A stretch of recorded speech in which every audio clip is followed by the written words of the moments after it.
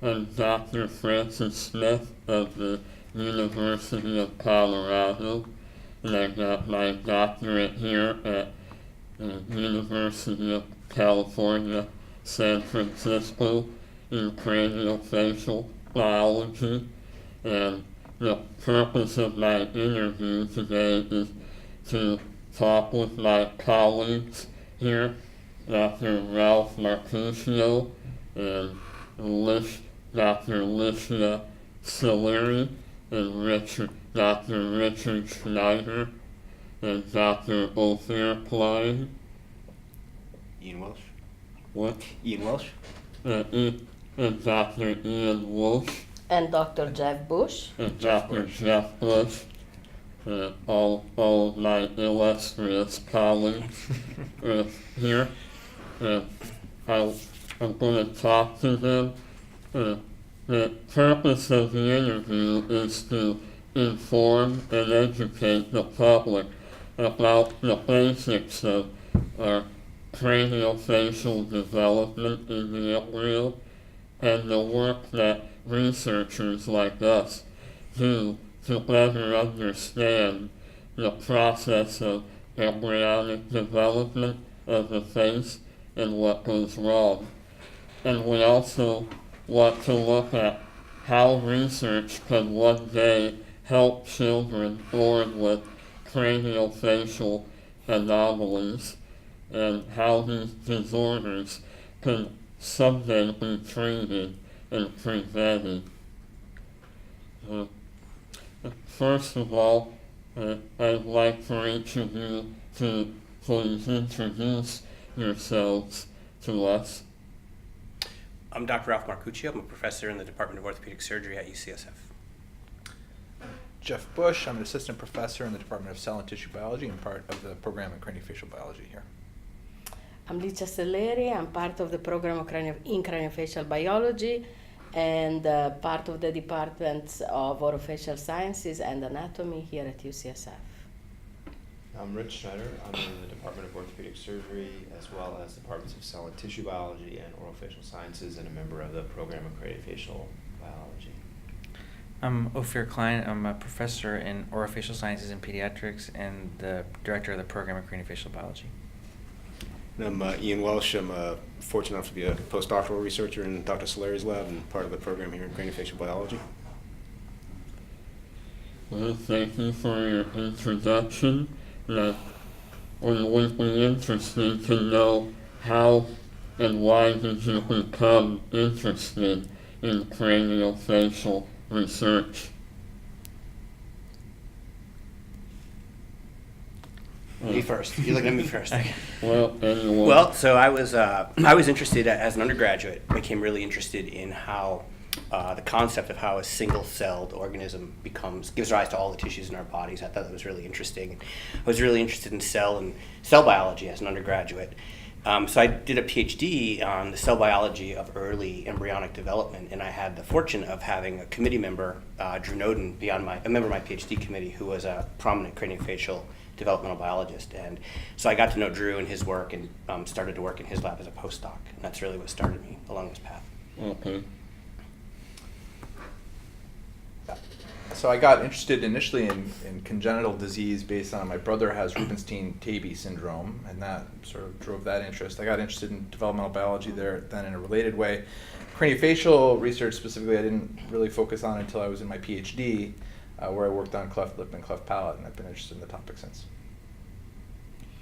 So I trained as a molecular biologist and molecular developmental geneticist after my MD, and I generated mice with loss of function for specific transcription factors of the tail family, which are divergent homeobox genes, and loss of function of these transcription factors causes drastic craniofacial defects.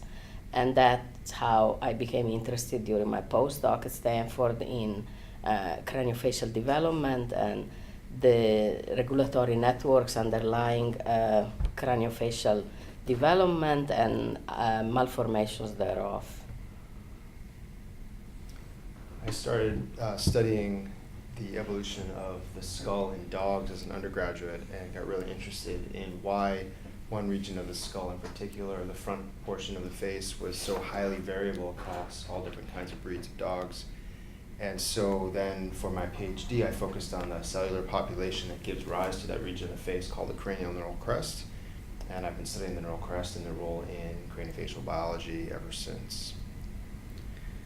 So my interest arose in a little bit of a different way because I had a general interest in developmental biology, and then when I started my clinical training in genetics, then I realized that craniofacial syndromes are very common, and so at the same time I was doing a postdoc and found an interesting phenotype in the teeth of mutant mice that we were studying.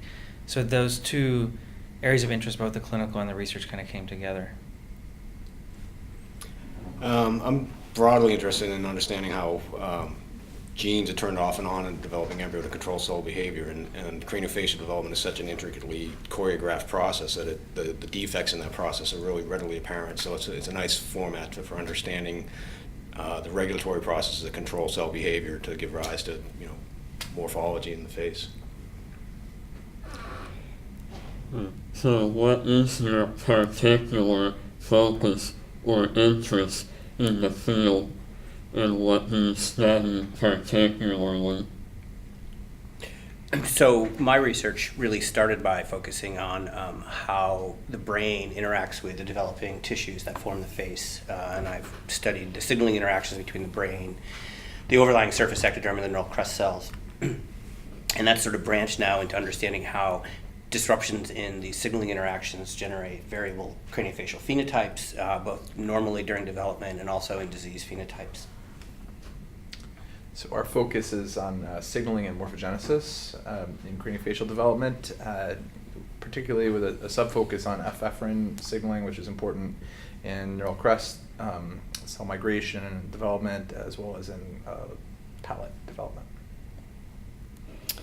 So our focus is mainly on the development and the morphogenesis of the midface and how the frontonasal processes and the maxillary process come together. When these processes are perturbed, you have a disfiguring craniofacial abnormality, which is cleft lip, which can be accompanied by clefting of the palate. And we have started to look at cellular behaviors that are that mediate fusion of these processes, and at the perturbation of these cellular behaviors when this fusion process goes awry. But we also have a particular interest in understanding the regulatory networks that underlie these processes of midface formation. And recently we are going genome-wide to try to understand broadly at the genome level the regulatory networks that underlie midface morphogenesis. So in my lab, we've been using quail and duck embryos as a way to understand the cellular and molecular mechanisms that control the length of the jaw. There are many different types of birth defects that have as a primary phenotype of the jaw length that is abnormal, which gets in the way of all kinds of important things like breastfeeding and chewing and things like that. So understanding what controls the length of the jaw is an important question from the point of view of craniofacial birth defects. And so we've been transplanting progenitor cells that give rise to the jaw between these species and looking at the different ways that quail and duck regulate the length of their jaw.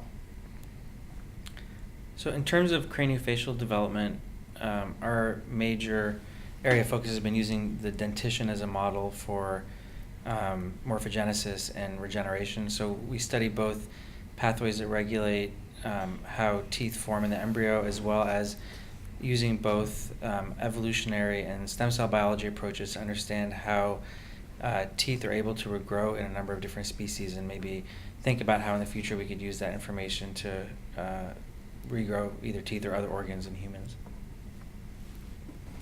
And my project's kind of evolving from a collaboration that Alicia has with the Wasoka lab, and it initiated from understanding the regulatory profile of in a population of cells, the cranial neural crest, that is divergent between human and chimpanzee, and I'm looking to carry that data set over into the mouse, where there's also models of mice that have variation in outgrowth of the midface, if understanding the dynamics changes evolutionarily or genetically in that network, how that can kind of define the susceptibility to craniofacial birth defects. Well, thank you very much. Is genetics very important in your field of research, and how so? So we use genetics to sort of inform our approach to studying developmental biology of the craniofacial complex by identifying genes that we might want to examine the role of, particularly when, for example, if a gene is mutated and that gene causes some disease, translating how that particular mutation translates to risk for disease phenotypes is something important to understand.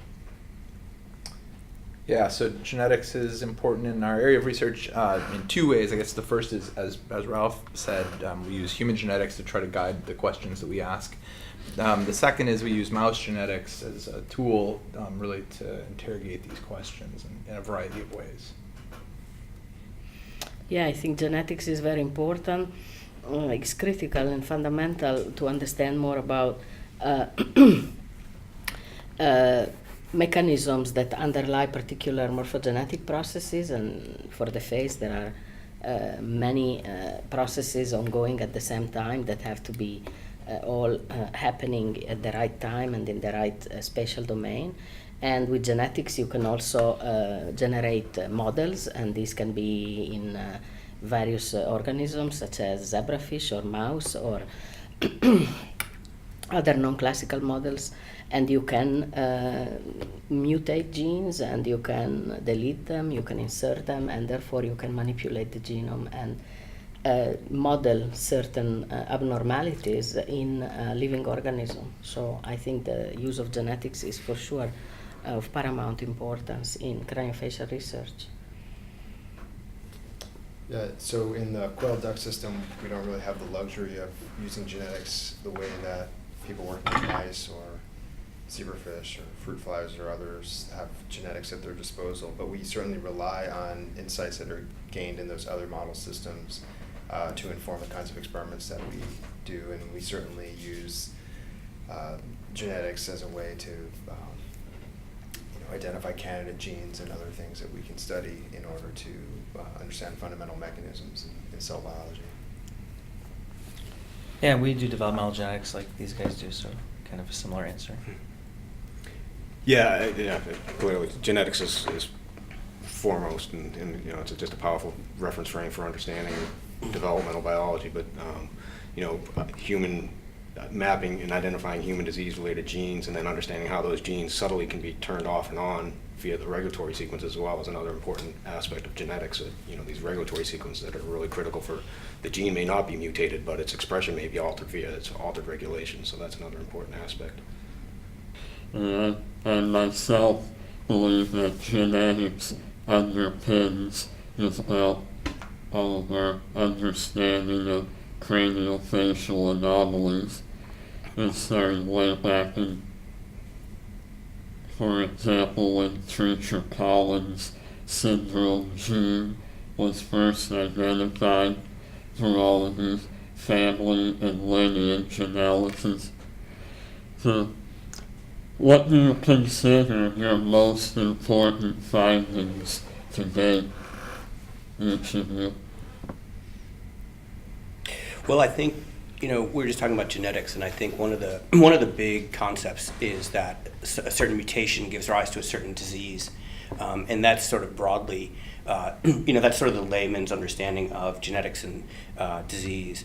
And this is true in birth defects. This is true in cancer, that a certain gene causes cancer. But I think that really the point is that the gene is a risk. A mutation is a risk for a certain disease, and so often people will have a mutation that could give rise to a whole spectrum of disease phenotypes. Some people can be completely unaffected by the mutation, while others can have a very severe phenotype. And so one of the things I think that we've done that's been kind of important is to understand how a particular genotype gives rise to a variable range of phenotypes. And it does this by generating, certain genotypes generate nonlinear responses between a signaling event and a shape outcome. And I think that's been one where we've actually made an impact in my own career. That's a difficult question, at least for me. In the future, There's so is what I was many gonna to say. choose from. Yeah. So yeah, right. My most important finding is yet to come. Yeah, So come back. That's what to I me, was yeah. going to say. I think so. We have two things that I'm really proud of that I'm really excited about that we're doing in the lab. One is really to understand how tissues fuse in craniofacial development, and particularly palate development, and then working together with Leisha to ask about lip development as well. Really at the cellular level, and it's, I think, a little bit unexpected compared to what we've thought about for those processes in the past. And the other is trying to understand one specific disease, which is craniofacial syndrome, and really understand the cell biology there. So I'm excited about those directions. Well, I think we have done some progress in better understanding the perturbation of the cellular behaviors that mediate the onset of clefting of the lip. And in a way which was somewhat counterintuitive, we have discovered that cells at the seam where these frontonasal processes come together with the maxillary process must die, so must undergo apoptosis in order for the fusion to occur, which in a way sounded somewhat counterintuitive. We are also finding now that there are other cellular behaviors that mediate this fusion, and one of these cellular behaviors is epithelial to mesenchymal transition. So these epithelial cells at the seams must convert into mesenchyme for the fusion to occur. And we have, tried to elucidate, as I said, regulatory networks that underlie these cellular behaviors. And this, I think, is where we have made a little progress in understanding the genesis of these craniofacial defects, mainly clefting of the lip. So I think the contribution that that I'm most proud of, I guess, is the work that has shown that in the development of the head, that the complexity that we see is really the result of a very well-organized hierarchy of different kinds of events, and different progenitor populations play different roles in each of those events. And in particular, the cranial neural crest is extremely important in craniofacial development, and they control many different aspects of craniofacial development, and they execute their own programs for development, and they influence the programs that other tissues around them execute. And so when we would transplant neural crest cells, we can transform the morphology, the anatomy of the host embryo in a way that demonstrates very clearly the important role that cranial neural crest cells play. I would say in terms of the craniofacial work, that probably the thing that I'm happiest with is the advances in understanding how a specific type of tooth is able to grow continuously, and what the molecular mechanisms are, and how those have evolved over time. I'm still a postdoc, so I'm hoping that my most proud work is going to come out of this in the next couple of years. So.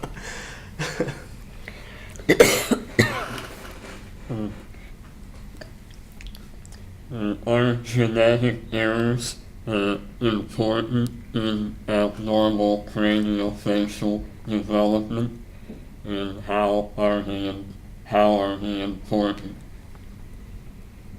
Well, they certainly are important. There are many types of genetic mutations that give rise to well-known disease phenotypes, and I think how these genetic mutations are translated to a certain phenotype in many cases is still to be determined.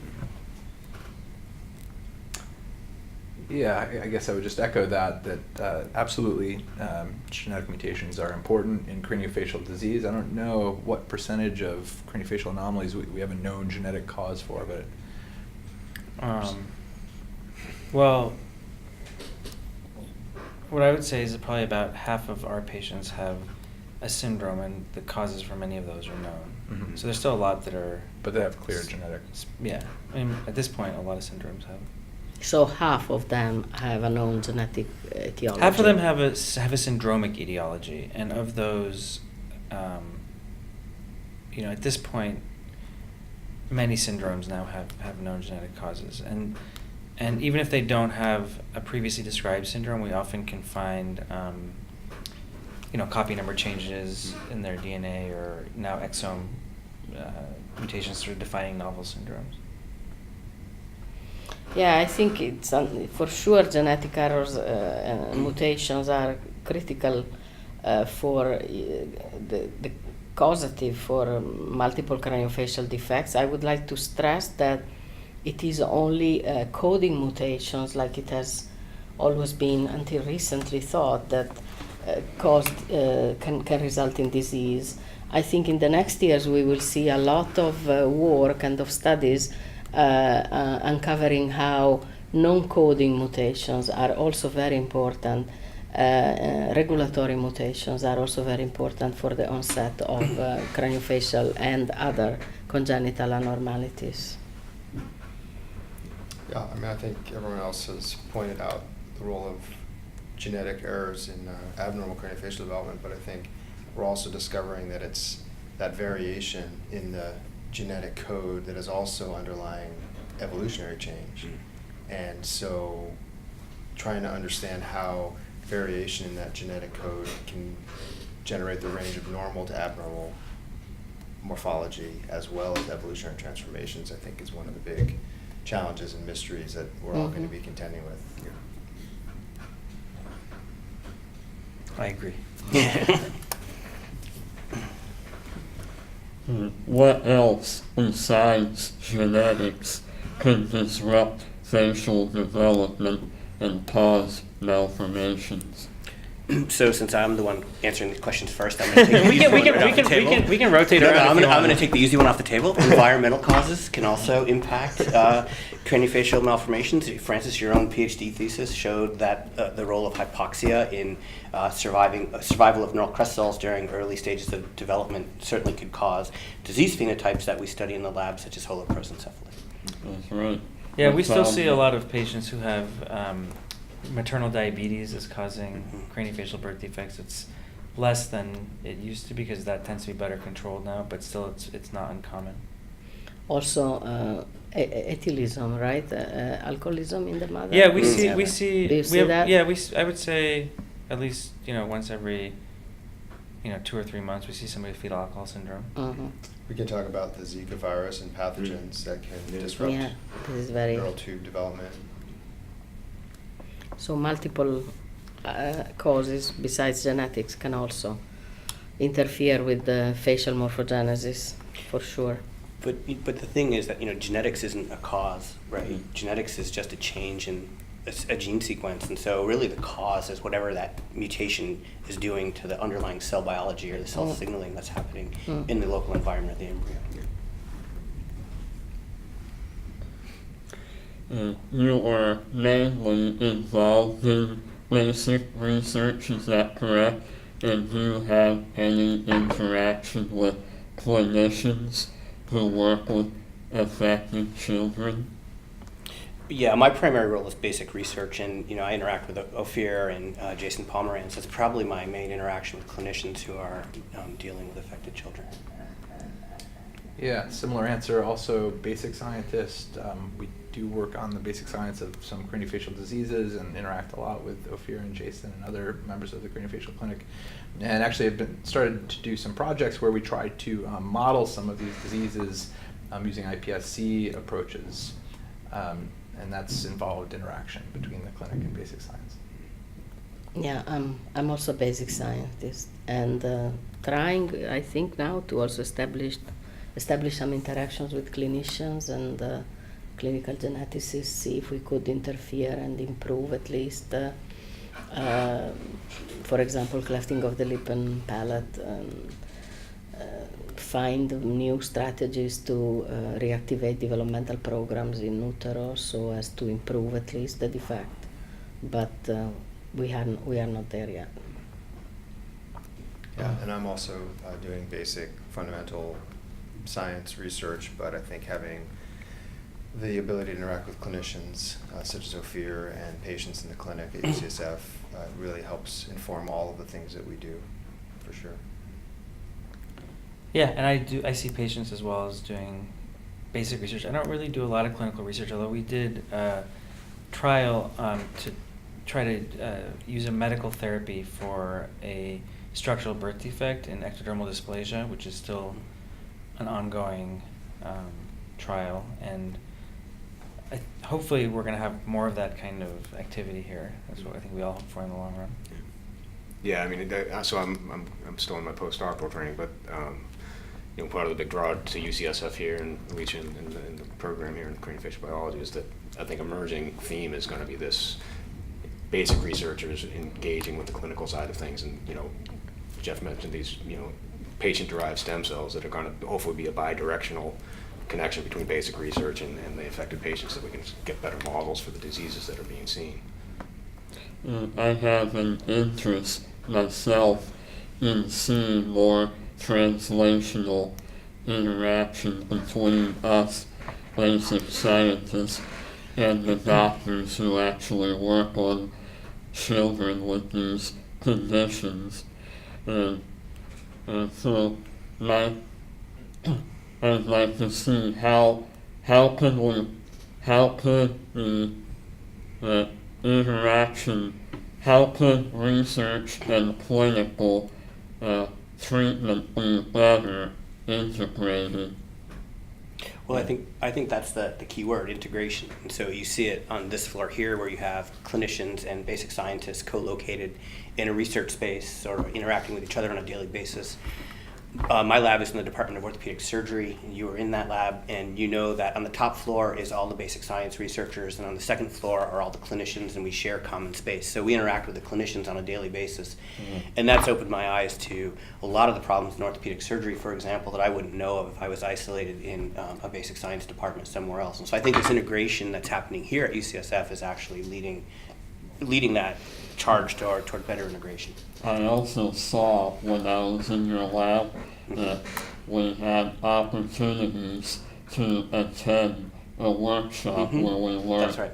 about the advances in surgical correction of traumatic injuries. That's right. So the basic scientists would attend the clinical workshops. And I would like to encourage that a similar strategy in the craniofacial medical field, that we, on both sides, we attend each other's conferences, workshops, and even the hands-on training, any opportunity to learn about the advances made in the other's field. Yeah, I agree with everything you've said. I don't think I have much to add. I think it's a challenge to do that. It's easier to spend more time on your own, the stuff you're an expert on, and maybe even in the short term that's higher yield, but in the long term, trying to make a real clinical impact does require that kind of interaction that you guys are discussing, so I totally agree. Yeah, I think in general, the more bridges that we can build, the better. And yeah, like these guys said, there are challenges in that in terms of people's time and expertise and commitments. But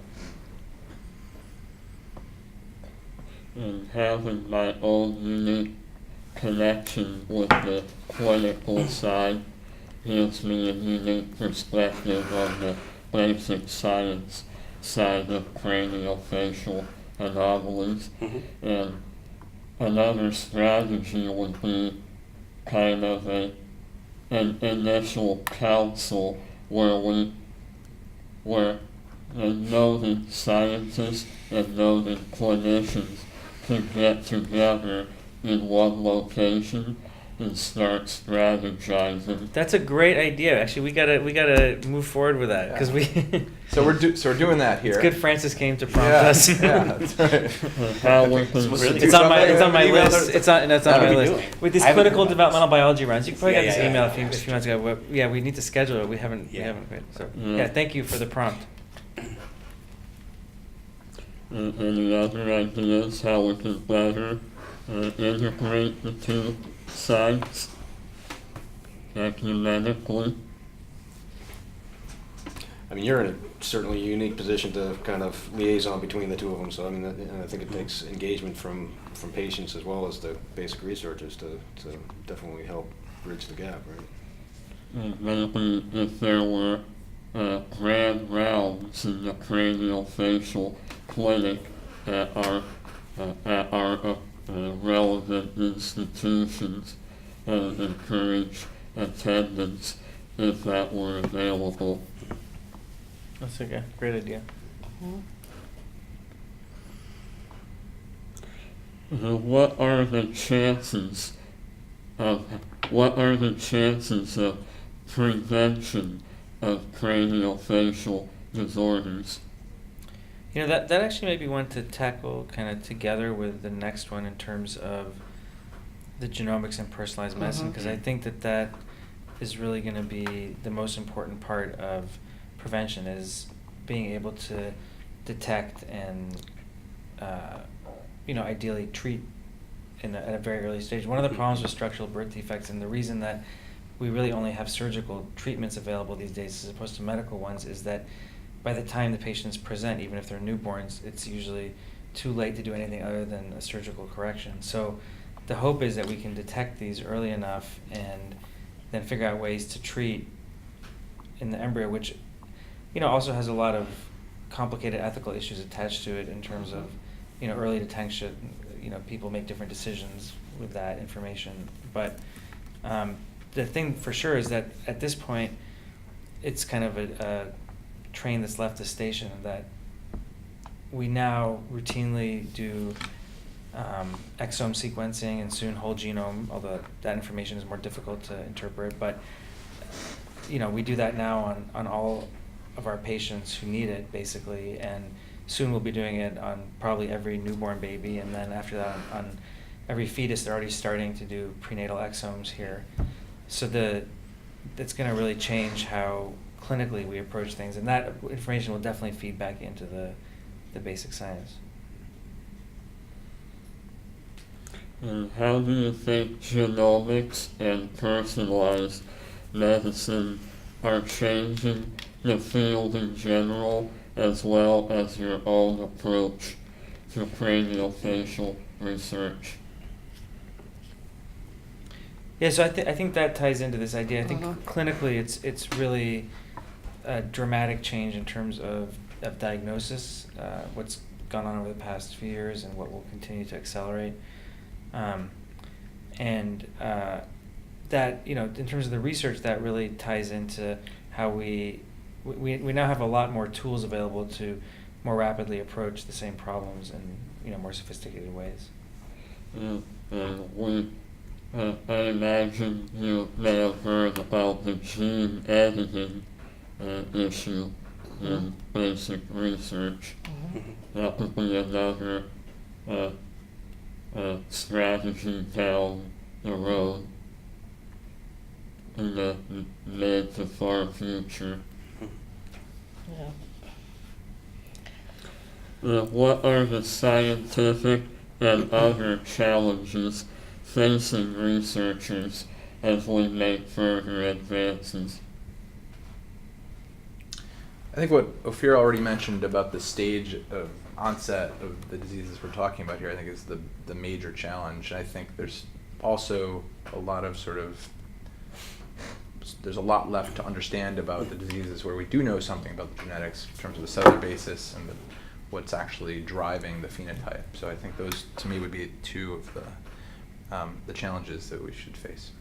Yeah. I think in addition to the technical challenges, now that we're approaching the point where we really are going to be able to do things like gene editing, there's a huge number of ethical challenges that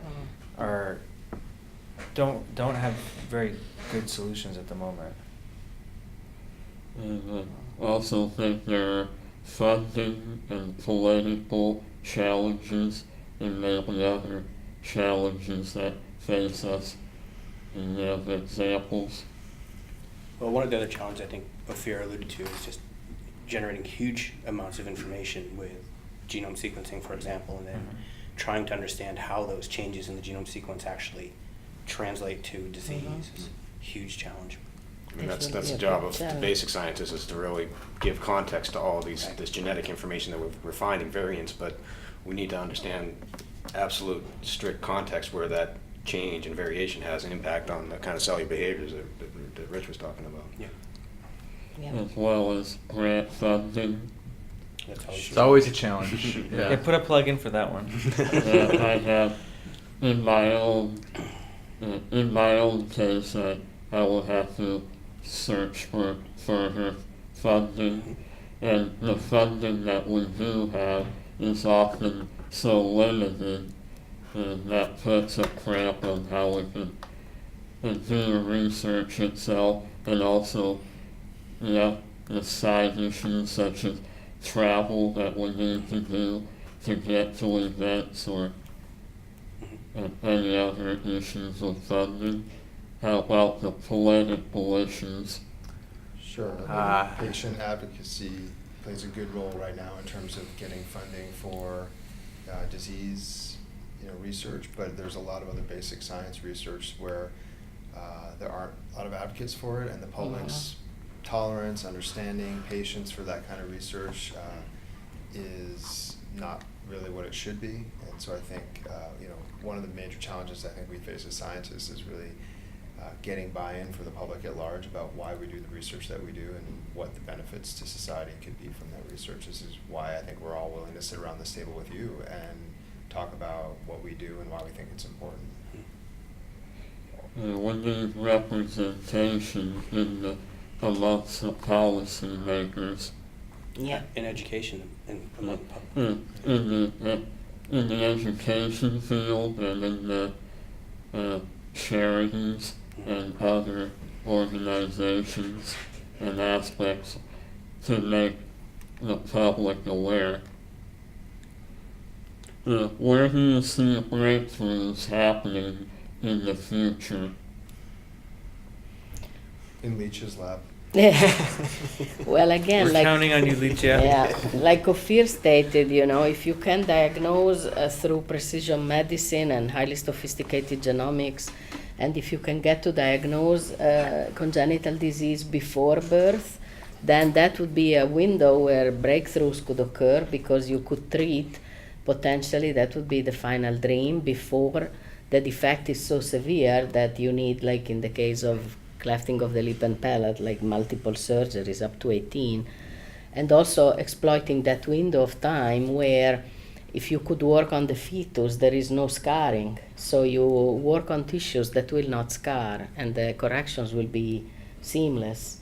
So I think we're still far away from that, but I think that would be the final hope, right? That hopefully Jeff Bush will accomplish within his career. And of course, Ian. Yeah. I mean, I would just add, I think a lot of the scientific breakthroughs are going to happen at the boundaries between fields. So between genetics and developmental biology, or genetics and bioinformatics. And I think a lot of the imaging and other kinds of technologies, computational technologies that are happening, are all the places where major discoveries are going to happen. Because I don't think any one field has all the right tools or can ask all the right questions in the same way that all these fields coming together in multidisciplinary ways can actually address those questions. Mhm. Yeah, I think we're at an amazing time for insight into the genome in general. We have in evolutionary biology, and now we can look at the changes in sequence across pretty significant periods of time, and then we understand the causal. We can link that up with changes in morphology and developing embryos to all these developing sequence changes. So I think there's a lot of like Rich is saying, just context that we give into these sequence changes to morphological changes to understand how that's controlling development. Well, I'm doing working in that field right now and studying, looking at the genome changes amongst mouse embryos and how that can affect morphology in my own lab. At this present time, what can be done for affected children and their families medically socially, psychology, whatever. I guess it would be worth mentioning, we talked a lot about trying to develop therapies and strategic approaches to prevent these diseases that avoid surgery. It's probably worth mentioning that surgeries are very good, that they're excellent surgeries for cleft lip and cleft palate and repairing other craniofacial anomalies as well.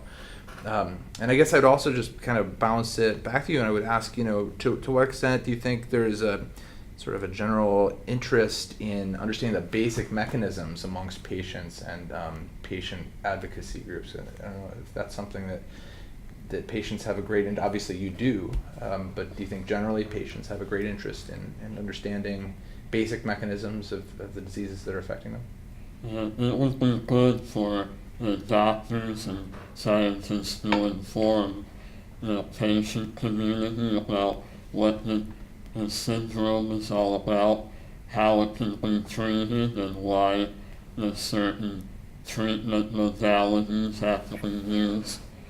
And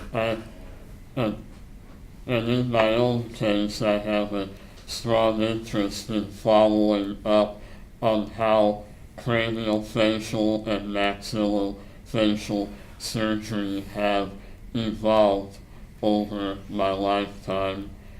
During my childhood, the state of the art was to break the bones of the jaw and then realign them with rib grafts and metal plates and screws.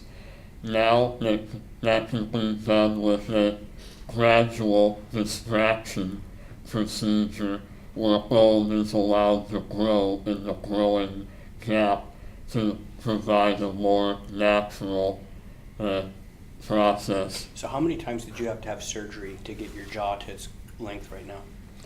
Did they have to do multiple surgeries and just to lengthen your jaw?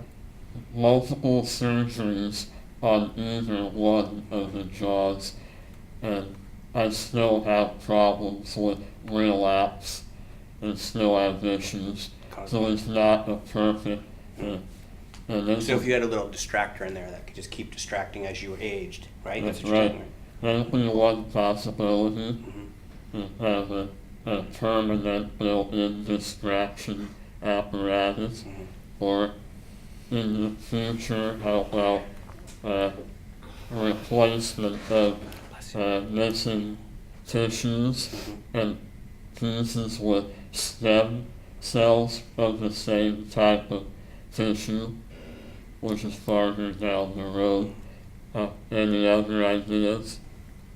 I think what Jeff said is a good point, that the surgical advances have been impressive, but they are variable, and it's really, some things like in clefting, the outcomes are great and really, I don't want to say hard to improve on, but the challenge of this point for anybody trying to do something different is that the state of the art is so good. But in many other conditions, that's not the case, and it's hard to imagine, like, for example, with some of the craniosynostosis conditions, how you would be able to do something surgically which would be good enough. So I think we really have to look at early intervention. Mm-hmm. What we're talking about, even in utero. Yeah, in utero, that's the future, if they can do that. And I think a lot of the surgeons would tell you the same thing. They're very proud of the work that they do, but they would be happy to put themselves out of business.